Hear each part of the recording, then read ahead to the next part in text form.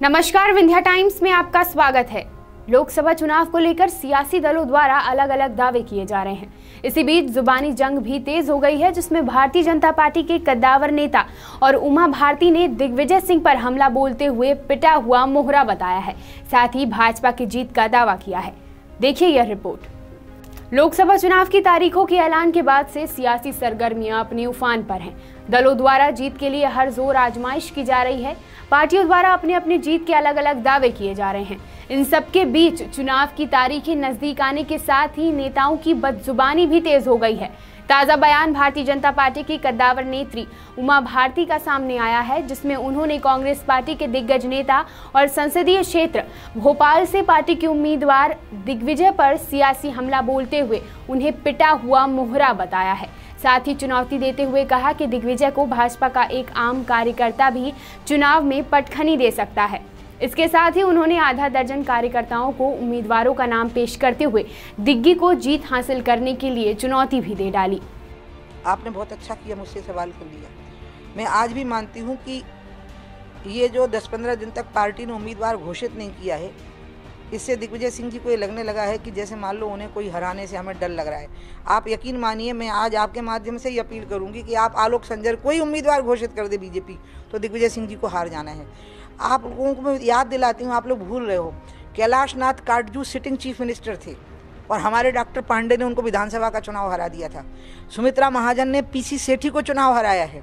पहला लोकसभा का चुनाव प्रकाश चंद्र सेठी हारे हैं, पूर्व मुख्यमंत्री, और ताई उस समय पर एक सामान्य गृहिणी थी और एक अच्छी वकील थी, और फिर भी उन्होंने पीसी सेठी को हरा लिया था। सुखलाल कुशवाहा ने अर्जुन सिंह को हरा लिया था।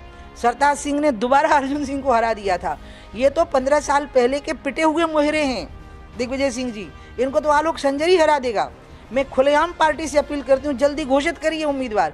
यहाँ उल्टा होने वाला है, अगर उम्मीदवार का नाम बड़ा होगा तो दिग्विजय सिंह बड़े नेता हो जाएंगे। इसलिए मैं तो निवेदन करूंगी कि साधारण कार्यकर्ता को खड़ा कर दीजिए, साधारण कार्यकर्ता को खड़ा कर दीजिए।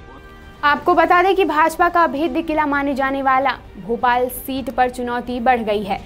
1979 से भारतीय जनता पार्टी के कब्जे में रहे इस सीट को बचाए रखने के लिए भाजपा हर कदम फूंक फूंक कर रख रही है, जिससे कांग्रेस पार्टी द्वारा दिग्विजय सिंह को मैदान में उतारे जाने के बाद से भाजपा दमदार चेहरे पर दाव खेलना चाह रही है। लेकिन पार्टी अभी तक दावेदार का नाम तय नहीं कर पाई है, जिससे कांग्रेस का भी जोश हाई हो चुका है और प्रदेश के नगरीय प्रशासन मंत्री जयवर्धन सिंह ने पिता दिग्विजय सिंह के जीत का दावा पेश करते हुए भाजपा को डरा हुआ बताया है। उन्होंने कहा कि डर के कारण भाजपा अभी तक उम्मीदवार नहीं घोषित कर पाई है, जिससे कांग्रेस की जीत सामने है।